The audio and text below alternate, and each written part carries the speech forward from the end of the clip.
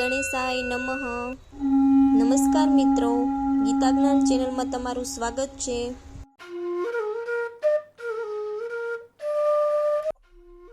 શ્રીમદ ભગવદ્ ગીતામાં કહેવાયું છે કે શ્રેષ્ઠ પુરુષ જે આચરણ કરે છે, અન્ય મનુષ્ય તેનું જ આચરણ કરે છે, તેને જ પ્રમાણિત કરે છે અને લોકો તેને અનુસરે છે.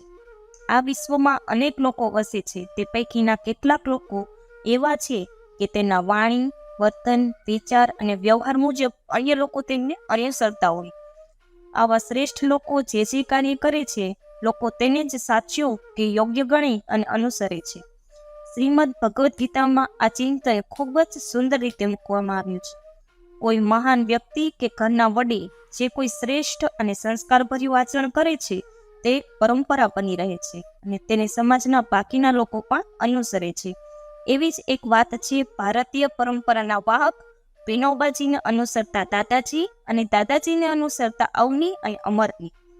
અવની અને અમરનો જન્મ શહેરમાં થયો હતો. તેમનો ઉછેર પણ શહેરમાં જ થયો હતો. તેમના દાદા દાદી ગામડે ખેતરોની વચ્ચે રહેતા. ઉનાળાની રજાઓ પડી, અવની અને અમર માતા પિતા સાથે ગામડે જવા પડ્યા. ખેતરમાં દેશી આંબા હતા. તેની કેરી પકાવવા માટે ઘાસમાં મૂકેલી હતી. તેમની સુગંધથી અવની અમર ખુશ થઈ ગયા. એ તો ખેતરે જઈને ચડ્યા આંબાની ડાળે. આંબા બેસી અને દેશી કેરીઓ ચૂસવાની ભાઈ બહેનને ખૂબ જ મજા પડી ગઈ. તેમણે જોયું કે નીચેની ડાળીઓ પરની કેરીઓ ઉતારી લેવાઈ હતી, પણ છેક ઉપરની મોટી ડાળ પર કેરીઓ હતી.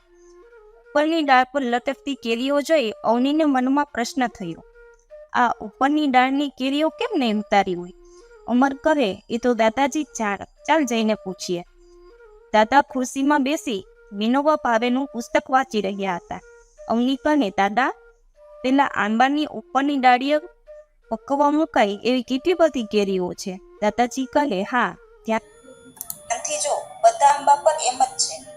અવની કહે, આટલી બધી કેરીઓ કેમ ઉતારી નહીં દાદા? દાદાજી કહે, છેક ઉપરની ડાળીઓ પરથી કેરીઓ ઉતારવી નહીં એવી આપણી પરંપરા છે. અમર કહે, અડધી પડધી કેરીઓ તો પક્ષીઓ ખાઈ ગયા છે. દાદાજી કહે, બસ એટલા જ માટે.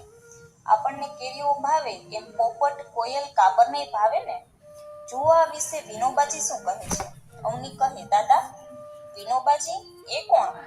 દાદાજી કહે, વિનોબાજીને આધુનિક યુગના ઋષિ કહી શકાય. આઝાદીના સમયગાળા દરમિયાન દેશવાસીઓને માર્ગદર્શન આપવામાં તેમનો મોટો ફાળો રહ્યો છે. વિનોબાજી કહે છે, જ્યાં સુધી હું તુલસીને પાણી ન પાઉં ત્યાં સુધી મારી મા મને ખાવા નહોતી આપતી. ઝાડપાનની સેવા કર્યા વિના ખાવું નહીં, બાળપણથી જ આ સંસ્કાર મને મા તરફથી મળ્યા હતા.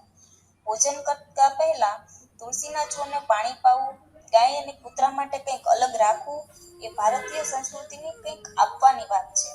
માણસ એકલો નથી. આ વૃક્ષ વનસ્પતિ છે, પશુ પક્ષી છે, તે બધાનો પણ આપણે જે ખાઈએ પીએ છીએ તેમાં કંઈક ને કંઈક ભાગ છે. આવી ભાવના ભારતીય સંસ્કૃતિમાં છે. દાદાજી કહે, વિનોબાજી જેવા પુરુષો આપણી સંસ્કૃતિ અને પરંપરાના વાહક બન્યા છે. હું પણ તેમની જેમ એવી જ પરંપરાઓ જાળવી રહ્યો છું. અવની અને અમર કહે, દાદાજી, આજથી અમે પણ જાળવીશું.